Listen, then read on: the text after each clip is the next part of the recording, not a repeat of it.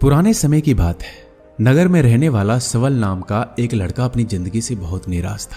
उसकी निराशा का कारण ये था कि अब वह कुछ भी नहीं कर रहा था। उसके माँ बाप उसे ताने मारते कि तेरे सारे मित्र कुछ ना कुछ कर रहे हैं, लेकिन तू अभी भी घर में बैठा हुआ है।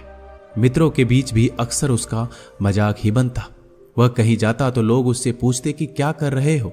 उसे ये बताने में बड़ी शर्म आती कि अभी वह कुछ भी नहीं कर रहा है।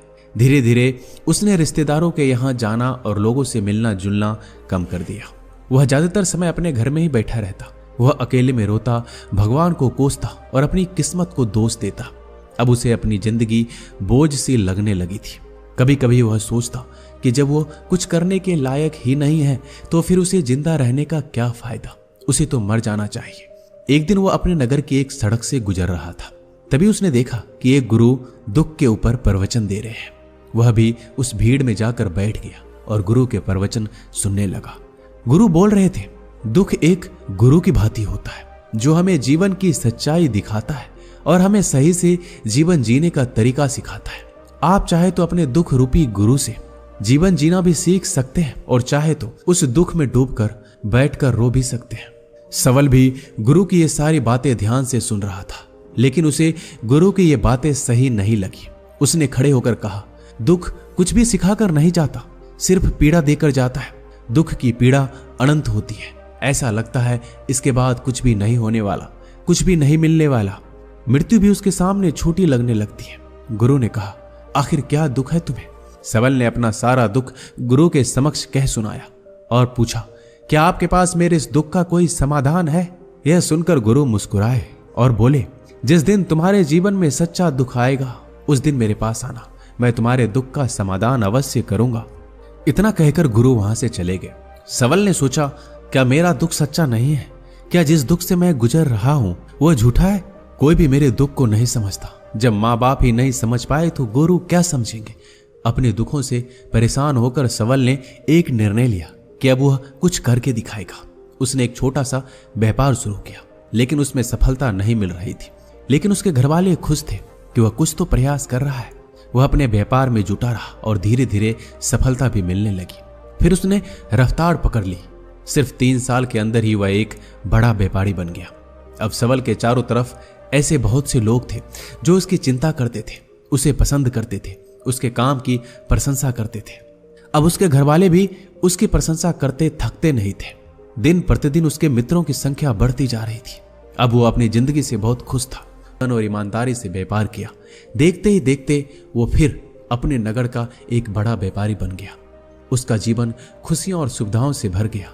लेकिन कोई कितना भी अच्छा हो, कितना भी अच्छा काम करे, दान करे, पुण्य करे, लोगों की मदद करे, लेकिन जीवन में दुख तो आता ही है। तो सवल के जीवन में भी दुख आया। उसके माता पिता की मृत्यु के रूप में। वो दोनों एक ही दिन मृत्यु को प्राप्त हो गए। सवल अपने माता पिता से बहुत प्रेम करता था, इसलिए उसे उनकी मृत्यु से बहुत गहरा आघात पहुंचा। उन दोनों के पार्थिव शरीर को शमशान घाट ले गया। वहां उनकी अंतिम क्रिया की गई। वहां उसने अपने माता पिता के शरीर को जलते हुए देखा तो उसका मन बेचैन हो गया। उसके अंदर बहुत से प्रश्न उठने लगे। वह घर वापस आया तो अपने माता पिता के घर और संपत्ति को देखा, जिसके लिए उसके माता पिता हमेशा लड़ते रहते थे। आज वो लावारिस पड़ी है। आज उसकी देखरेख करने के लिए उसके लिए लड़ने वाले इस दुनिया से चले गए। उसके पिता ने जो भी कमाया था, जो भी बनाया था, सब कुछ यहीं रह गया था। एक दिन पहले किसी से भी अपनी संपत्ति के लिए लड़ जाने वाले उसके पिता आज इस दुनिया से अलविदा हो गए थे। उसका मन इसी तरह के अनेक विचारों के भंवर में फंसा हुआ था। उसे अंदर से अकेलापन और डर महसूस हो रहा था। उसे कुछ खालीपन सा महसूस हो रहा था। उसे लग रहा था कुछ तो है जिसे वो समझ नहीं पा रहा। इसलिए वो गुरु के पास गया। उसे देखते ही गुरु ने कहा, क्या जीवन में कोई दुख है? तो सवल ने कहा, वैसे तो जीवन में कोई दुख नहीं है गुरुदेव, सब सुख है, सब अच्छा चल रहा है। लेकिन आज मेरे माता पिता की मृत्यु हो गई। इस घटना ने मेरे मन को बेचैन कर दिया है। गुरु ने कहा, इसमें दुखी होने वाली कौन सी बात है? एक दिन तो सभी के प्रियजनों को मरना ही है। हमेशा जीवित ना तो कोई रहा है ना कोई रहेगा। एक दिन तो तुम्हें मरना ही है। हो सकता है कल ही मर जाओ या आज भी मर सकते हो। सबल ने कहा, यह आप क्या कह रहे हैं गुरुदेव, मैं भी मर जाऊंगा, पर मैं तो अभी जवान हूं। गुरु ने कहा, इसी भ्रम में तो सभी जी रहे हैं कि मृत्यु दूसरों को आती है, बुढ़ापा दूसरों को आती है, लेकिन बूढ़ों के सामने ही जवान मर जाते हैं, बच्चे मर जाते हैं। मृत्यु का किसी उम्र से कोई संबंध नहीं, ये तो सबको अपना ग्रास बना लेती है। गुरु की ये बातें सबल के मन में घर कर गई। वो चुपचाप वहां से चला गया, लेकिन उसका मन अब भी बेचैन था, अब भी अशांत था। वह कुछ खालीपन सा महसूस कर रहा था। वह पूरे दिन अपने बारे में सोचता रहा कि वह इस दुनिया में क्यों आया है। क्या सिर्फ चीजों को उपयोग करना और मरना ही जीवन का लक्ष्य है? ऐसे बहुत से प्रश्न उसके मन में लगातार उठ रहे थे, लेकिन उसका उत्तर नहीं मिल पा रहा था।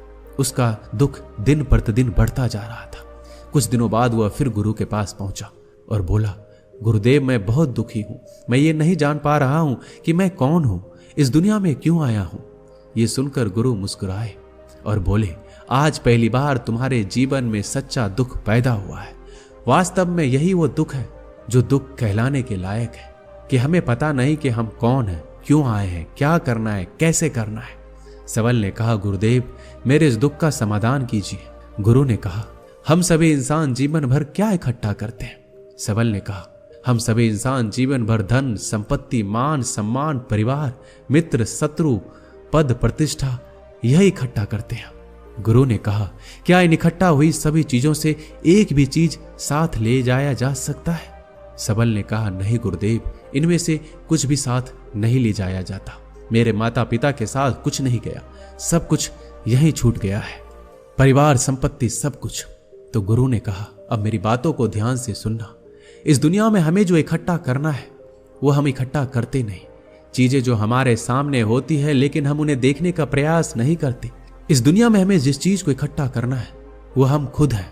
हमें खुद को इकट्ठा करना है ताकि जब मृत्यु हो तो हम एक हो सके और स्वयं को पहचान सके। हम भीतर से बटे हुए हैं। हम बटे हुए हैं प्रेम में, नफरत में, क्रोध में, जलन में, धन में, संपत्ति में, पद में, प्रतिष्ठा में, मान में, पहचान में, धर्म में, जाति में। ऐसे ही सैकड़ों हजारों चीजों और वासनाओं से हम बटे हुए हैं। हम टुकड़ों में जीवन जी रहे हैं। इस बंटवारे की वजह से हमारी चेतना कभी एक नहीं हो पाती। हमारी चेतना बिखर गई है। इसलिए हमारे पास इतना भी समय नहीं है, इतना भी ऊर्जा नहीं है कि हम मुड़कर एक बार अपने भीतर देख सकें। वास्तव में जिस धन की कमी, सुविधाओं की कमी, मान सम्मान की कमी को लोग दुख समझते हैं और जीवन भर उसे दुख बोलकर रोते हैं, उनका समाधान खोजने का प्रयास करते हैं, उन्हें उनका समाधान कभी मिलेगा ही नहीं। क्योंकि जिन्हें लोग दुख कहते हैं वो असली दुख है ही नहीं। वो तो सिर्फ इंसान की चाहत है, उसकी इच्छा है जिसकी पूर्ति कभी नहीं की जा सकती। इसलिए यहाँ व्यक्ति को ऐसे दुखों का कभी समाधान मिलता ही नहीं। इसलिए इन सब के ऊपर अगर अपने दुखों का परम समाधान चाहिए तो सबसे पहले अपने आप को इकट्ठा करो। अपने ऊर्जा को इस संसार से वापस खींचो और एकत्रित करो। अपने ऊपर ध्यान दो, खुद पर ध्यान लगाओ। पहले अपने आप को पहचान लो। ऐसे ही बिखरते हुए मत चलो। सबल ने कहा, क्या गुरुदेव, हमें ये संसार छोड़ देना चाहिए? अपने सभी इच्छाओं को मार देना चाहिए? किसी से प्रेम नहीं करना चाहिए? धन संपत्ति इकट्ठा नहीं करना चाहिए? मान सम्मान की आशा छोड़ देनी चाहिए? गुरुदेव ने कहा, एक बिखरे हुए मनुष्य के अंदर से कामनाएं, इच्छाएं और वासनाएं ऐसे ही निकलती है जैसे पहाड़ से कोई पत्थर गिर रहा हो, जिस पर पहाड़ का कोई नियंत्रण नहीं है सिवाय देखने, परेशान होने और कुछ खोने के। इसी प्रकार एक बिखरे हुए मनुष्य की इच्छाएं अनियंत्रित और दुखदायी होती है। उसका अनियंत्रित मन कुछ भी इच्छाएं और कल्पनाएं करता रहता है और दुखी होता रहता है। लेकिन जब व्यक्ति एकत्रित हो जाता है तो वो जो भी करता है उसके नियंत्रण में करता है, तब इच्छाएं भी उसकी इच्छा से निकलती है। सबल ने कहा, गुरुदेव, आपने मेरे सच्चे दुख का समाधान कर दिया। उसके बाद आपका बहुत धन्यवाद। मैं खुद को एकत्रित करने का प्रयास करूंगा। गुरु ने कहा, मानव शरीर में बहुत ऊर्जा है, बहुत शक्ति है, पर यह बेकार के कामों में बटकर रह गई है, व्यर्थ की चीजों में लगी रहती है।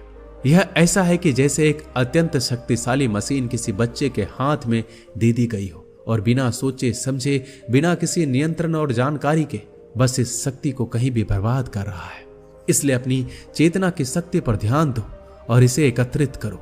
सबल को अपने प्रश्नों का उत्तर मिल चुका था। उसने गुरु को धन्यवाद किया और चुपचाप वहां से चला गया। दोस्तों,